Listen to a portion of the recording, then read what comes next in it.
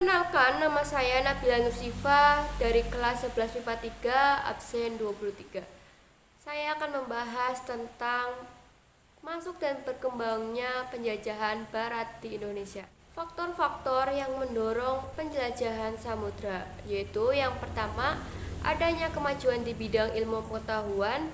Kedua, adanya pendapat bahwa bumi itu bulat. Ketiga, jatuhnya Konstantinopel ke tangan Turki Utsmani. Keempat, keinginan untuk mencari daerah penghasil rempah-rempah. Pengertian imperialisme dan kolonialisme. Imperialisme adalah perluasan daerah kekuasaan atau jajahan untuk mendirikan kekaisaran atau imperium. Jenis-jenis imperialisme berdasarkan waktu dan tujuan. Berdasarkan waktu ada imperialisme kuno dan modern. Imperialisme kuno itu terjadi sebelum revolusi industri dengan tujuan gold, glory, dan gospel. Sedangkan imperialisme modern terjadi sesudah revolusi industri. Jenis imperialisme berdasarkan tujuan.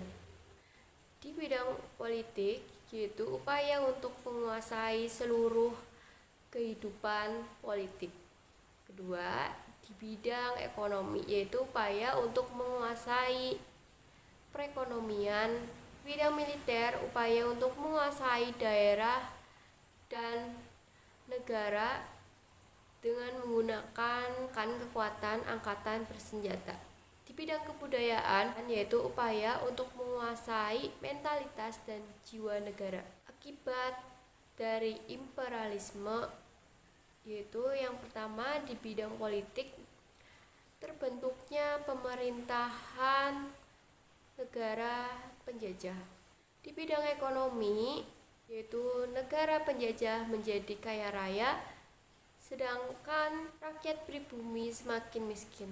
Bidang sosial, yaitu kaum penjajah di kelas atas, sedangkan kaum pribumi di kelas bawah. Bidang budaya, yaitu kebudayaan daerah jajahan mulai digeser dengan kebudayaan negara penjajah. Bidang agama, berkembangnya agama yang dibawa penjajah. Proses masuknya bangsa barat di Indonesia itu satu, penjelajah samudra. Tokoh-tokoh bangsa Portugis yang melakukan pelayaran, yaitu ada Bartolomeus Dias, Vasco da Gama, Alfonso de Albuquerque. Tokoh-tokoh bangsa Spanyol yang melakukan pelayaran itu ada tokoh bangsa Spanyol yang melakukan pelayaran ke Indonesia, Christopher Columbus, Magalhaens, dan Johann Sebastian Elcano. Tokoh bangsa Belanda yang melakukan pelayaran itu Willem Barents, Cornelis de Houtman, Jacob van Eyck. Proses masuknya kekuasaan asing itu kongsi perdagangan Eropa, terjadinya persaingan antara para pedagang Eropa yang berdagang di dunia timur dengan membentuk persekutuan dagangan. Itu yang pertama ada VOC, Verenigde Oost-Indisch Compagnie. VOC memiliki wewenang, yaitu yang pertama hak monopoli perdagangan, hak memiliki tentara sendiri dan melakukan perang. Kedua ada East India Company.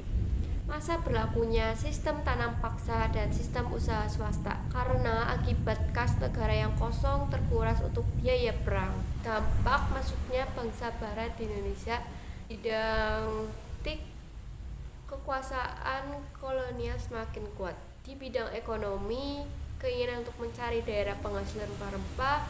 Di bidang sosial, perubahan struktur sosial masyarakat. Di bidang agama, masuk dan berkembangnya agama Kristen. Di bidang pendidikan, terbentuknya pendidikan formal.